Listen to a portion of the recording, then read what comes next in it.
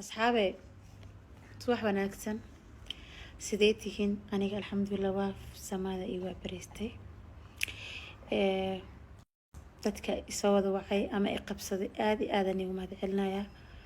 dee waxa weeyaan qof walba waxaan aqshay dhaan baa wato wixii iga dhacay dhaan iga riday waa run qof culus baan xakiina ka ahaa laakiin waxa waaye waa iska dabaqsaday qof xanaaqan wax walba ku soo toogo ciil gaaray ciil ba isku gargaaray laakiin insha Allah waxaan rajeynayaa mar dambe inaysan dhici doonin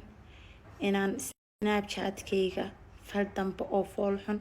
ama wax dambe oo khaldan inaan soo gelin waa idin raaligelinaa dadkii muddaba igu xirnaa dadka aniga hadda bartay flow gareeyo ma bal hadlayo laakiin dadkii muddo igu xirnaa